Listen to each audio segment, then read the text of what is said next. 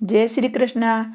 आज हम गोपाष्टमी का पर्व कब मनाया जाता है, उनकी पूजा विधि और वो कब है, यह सब जानेंगे। श्री कृष्ण भगवान ने की जय। कार्तिक मास में शुक्ल पक्ष में अष्टमी तिथि को ही गोपाष्टमी का पर्व मनाया जाता है। इस दिन खास तौर पर गौ माता की पूजा सेवा करने का विधान है। इस साल गोपाष्टमी का व्रत 20 नवंबर को है। मान्यता के अनुसार इस दिन सर्वप्रथम भगवान कृष्ण ने गायों को चराना आरंभ किया था, इसलिए इस दिन गौ माता के साथ बछड़े की भी पूजा की जाती है। मानते हैं गोपाष्टमी के दिन विधि विधान से गाय का पूजन व सेवा की जाए तो देवी देवताओं का आशीर्वाद प्राप्त होता है। गाय की पूजा करने से श्री कृष्ण भगवान प्रसन्न होते हैं, अपने भक्तों पर कृपा बरसाते हैं। इस दिन गाय की पूजा करने से घर में सुख समृद्धि और शांति का वास होता है। तो हम जानते हैं कि गोपाष्टमी के दिन गौ माता की पूजा कैसे करनी चाहिए। अष्टमी तिथि को ब्रह्म मुहूर्त में उठकर सबसे पहले समय स्नान आदि करना चाहिए और भगवान श्री कृष्ण के समक्ष दीप प्रज्वलित करना चाहिए। इसके बाद गाय और बछड़े को नहलाकर तैयार करे। गाय को घुंघरू आदि पहनाए। गाय को आभूषण या फूलों की माला पहनाकर श्रृंगार करे। गौ माता के सिर रंग कर उनमें चुनरी बांधे। अब गाय भली भांति गाय का पूजन करे, भोजन कराए। इसके बाद गाय की परिक्रमा करे। गोधूली बेला में पुनः गाय का पूजन करना चाहिए। उन्हें गुड़, हरा चारी आदि खिलाए। यदि आपके घर में गाय न हो तो किसी गौशाला में जाकर गाय का पूजन करना चाहिए। गोपाष्टमी की कथा सुनते हैं। मान्यता के अनुसार कान्हा जिस दिन गौ चराने के लिए पहली बार घर से निकले थे वह कार्तिक मास में शुक्ल पक्षमी की अष्टमी तिथि थी, इसलिए इस तिथि को गोपाष्टमी के रूप में मनाया जाता है। गोपाष्टमी की कथा के अनुसार जब श्री कृष्ण 6 वर्ष के हुए तो यशोदा मैया से कहने लगे, मैया अब मैं बड़ा हो गया हूँ।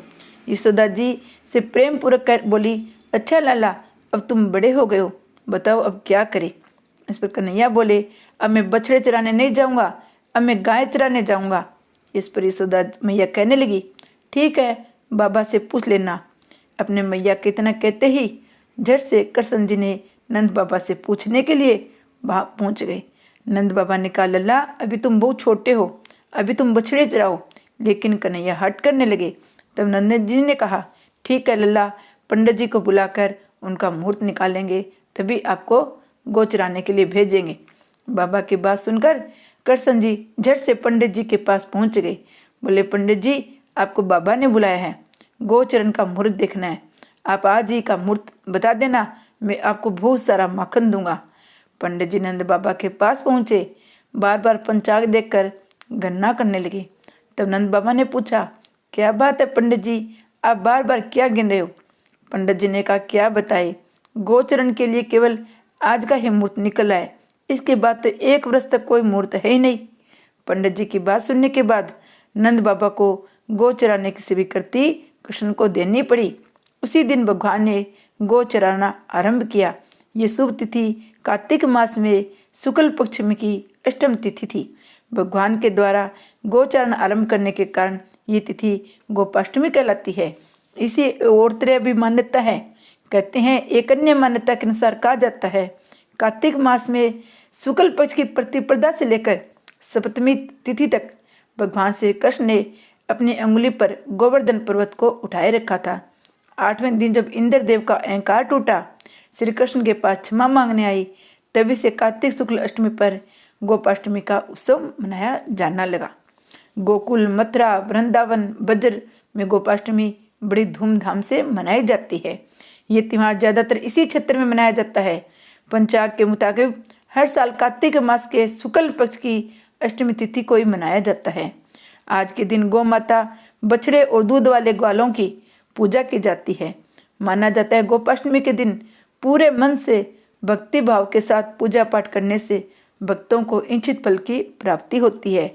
पूजा पाठ के बाद शाम को व्रत की कथा पढ़ी जाती है। कथा के बिना कोई भी व्रत अधूरा माना जाता है।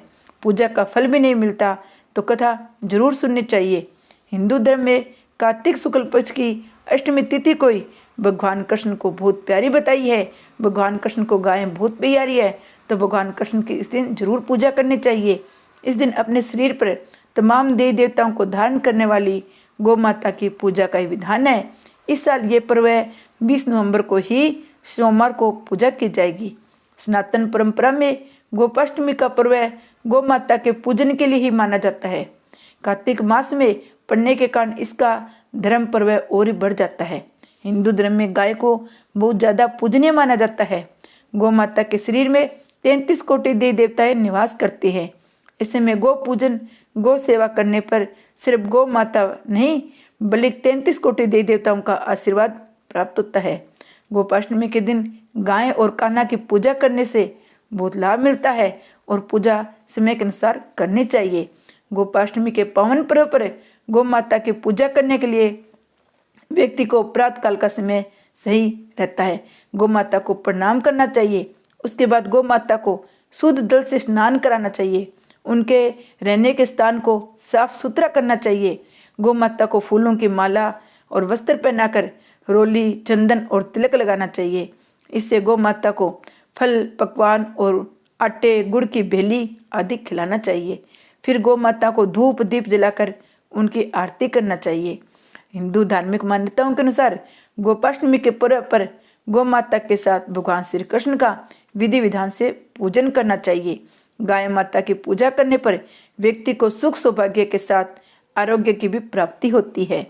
मानते हैं जिस घर में गौ माता रहती है उस घर से जुड़े वास्तु दोष अपने आप दूर हो जाते हैं। वहां पर कभी भी बुरी बुलाई प्रवेश नहीं कर पाती है। क्योंकि भगवान श्री कृष्ण को गाय बहुत ज्यादा प्रेम था, इसलिए गौ माता करने वाले व्यक्ति पर कभी भी कान्हा की कृपा बरसती रहती है। हिंदू मान्यताओं के अनुसार गोपाष्टमी पर्व पर गाय के साथ उसके बछड़े की भी विधि विधान से पूजा करनी चाहिए और कृष्ण भगवान की पूजा करनी चाहिए।